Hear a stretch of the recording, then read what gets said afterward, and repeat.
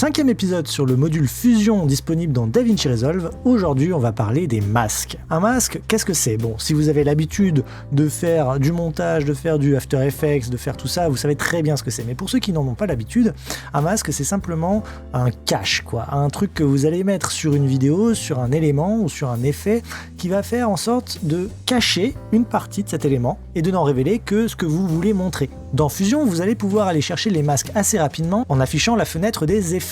En haut à gauche, on clique sur Effets, on a notre page des effets, tout se trouve dans Tools, on clique sur la petite flèche et on va chercher Masques. Juste ici. Voilà tous les masques que nous propose le logiciel DaVinci Resolve. On va avoir un masque elliptique, un masque rectangulaire, triangulaire, on va même pouvoir avoir bien sûr un masque qu'on va pouvoir dessiner soi-même. Sachez une chose, c'est que les masques dont vous allez vous servir le plus souvent, c'est-à-dire masque rectangulaire, elliptique et personnalisable, en fait ils vont déjà se trouver ici, dans la barre d'outils de Fusion. Donc voilà, un masque rectangulaire, elliptique et polygone, ce qu'ils appellent polygone, ça va être le masque personnalisable. Moi pour aujourd'hui je vais surtout m'intéresser au masque rectangulaire parce que voilà c'est juste pour l'exemple, ce sera beaucoup plus simple pour vous montrer. Je vous parlerai aussi vite fait du masque polygone mais ça ce sera pour après. Pour simplifier vraiment encore plus, plutôt que d'utiliser mon masque sur ce qu'on a déjà fait auparavant, le texte, la vidéo machin, je vais prendre ce qu'on appelle un nœud background. Le nœud background c'est simplement un calque de couleur unie quoi. Il se trouve juste ici dans la barre d'outils, je le prends, je le clique, je le glisse et ce que je vais faire c'est que je vais simplement déconnecter tout ce qu'on a fait avant, le mettre de côté.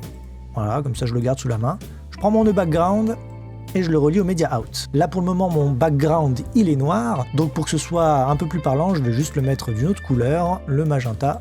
J'aime bien le magenta. Vous vous souvenez que dans les épisodes précédents, je vous ai parlé des entrées des nœuds. Les petits triangles, c'est des entrées et les petits carrés, c'est des sorties. On a vu aussi que pour appliquer un effet à un certain élément, il fallait mettre le nœud de cet effet après l'élément qu'on veut modifier. Pour les masques, c'est un petit peu différent. Les nœuds de masque vont être l'un des seuls nœuds qu'on va devoir mettre avant le nœud qu'on veut modifier. Donc moi dans ce cas-là, j'ai mon nœud background et je veux le découper avec mon masque rectangulaire. Et simplement, je vais prendre ma petite sortie de mon petit masque, l'amener dans l'entrée bleue de mon background, pouf, mon background est découpé selon le rectangle de mon masque.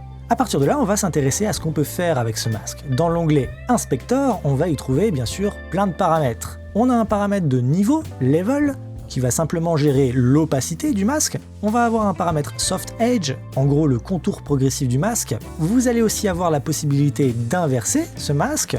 En cliquant sur Invert, juste ici, on ne découpe plus ce qu'il y a à l'extérieur du masque, mais on découpe ce qu'il y a à l'intérieur du masque. Et on va avoir la possibilité de gérer tout un tas d'autres paramètres, de taille, de position.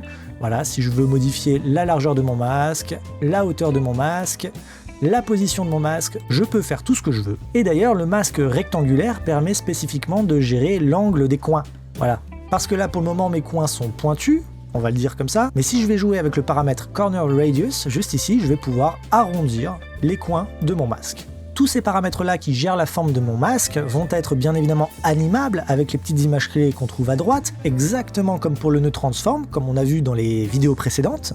Et voilà, ça c'est les paramètres de base que vous allez retrouver sur tous les autres nœuds masques. Si j'affiche le nœud ellipse, on retrouve sensiblement la même chose.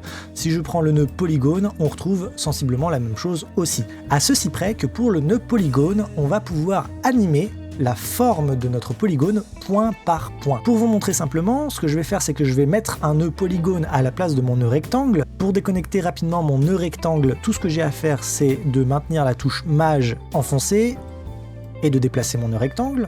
Et à la place, donc, je vais y mettre le nœud polygone. De base, vous voyez que mon nœud polygone, quand il n'y a pas de masque dessiné dessus, il va simplement masquer mon background entièrement. Donc on va faire une petite forme à la con.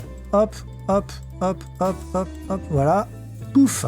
J'ai dessiné un polygone. Alors je vais éviter de rentrer dans les moindres détails parce que mon but c'est avant tout de vous montrer les bases des bases et puis après je vous laisse jouer avec le logiciel, tenter des trucs, expérimenter. Sachez qu'avec le masque polygone, vous pouvez bien évidemment gérer chaque petit point individuellement en cliquant dessus. Voilà, vous pouvez modifier leur position, vous pouvez adoucir les angles de votre polygone en prenant les petites poignées qui sont sur les côtés de chaque point, voilà, comme ça. Juste une petite précision pour pas que vous soyez pris de court, une fois que vous avez modifié l'emplacement de l'une des deux poignées, vous allez vous rendre compte qu'en prenant la seconde poignée, il va rebouger la première poignée, vous voyez. Par défaut, en fait, il va chercher à garder l'angle que vous avez créé entre les deux poignées. Sachez que vous pouvez continuer à bouger chaque poignée individuellement en maintenant enfoncer la touche CTRL. là je regagne du coup le contrôle sur cette seule poignée. Mais si je lâche contrôle, vous voyez que les deux bougent ensemble. Vous allez voir aussi que lorsque j'ai mon nœud polygone de sélectionner, je vais avoir en haut de mon viewer cette petite barre d'outils qui va s'afficher. Alors encore une fois, je ne vais pas m'aventurer à vous expliquer chaque petit outil à quoi il sert, je vais surtout vous montrer les outils les plus importants. Je vais pour cela supprimer ce que j'ai fait en sélectionnant tous mes points, tout simplement en cliquant sur Sup, voilà, je repars de 0. Tout à gauche, on va voir l'outil plume, qui est l'outil sélectionné par défaut, qui va nous permettre donc, comme je l'ai fait à l'instant, de créer un polygone personnalisé. Et juste à droite, vous allez aussi trouver un outil crayon. Et je pense que cet outil va surtout beaucoup servir aux gens qui ont une tablette graphique, parce qu'il va nous permettre littéralement de dessiner le masque que l'on souhaite. Vous voyez, là je maintiens le clic, et je peux dessiner le masque comme je le souhaite, et quand je relâche le clic, le masque est dessiné. Encore à droite, en troisième position, on va voir l'outil sélection. Comme je vous l'ai montré juste avant, je peux sélectionner chaque point individuellement, bien évidemment. Je peux aussi sélectionner un groupe de points, si je veux par exemple les déplacer, voyez. Et si je veux les supprimer, je peux le faire aussi en cliquant sur Sup.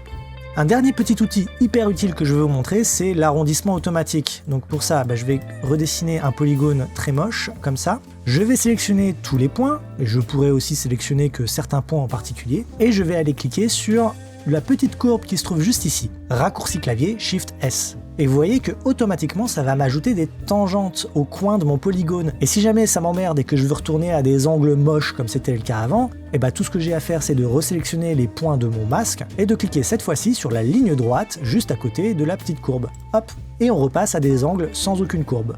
Je vous ai dit précédemment qu'on pouvait animer chaque point individuellement. Et pour ça, c'est encore une fois très simple. On va s'assurer qu'on a bien notre nœud polygone de sélectionner, et dans la page Inspector, on va descendre tout en bas afin d'activer le dernier paramètre. Et à partir de là, je vais pouvoir animer mon masque. Donc j'ai mis une première image clé dans cet état-là, je vais avancer de quelques images, bouger quelques points de mon masque, et vous voyez que j'ai animé mon masque. Et encore une fois, exactement de la même façon que pour le nœud transform, je peux aller dans ma fenêtre Spline et mettre une courbe pour adoucir le départ et l'arrivée. Et ainsi mon masque change de forme avec une légère accélération et une légère décélération. À vous après d'expérimenter des trucs et d'utiliser ces outils selon vos besoins.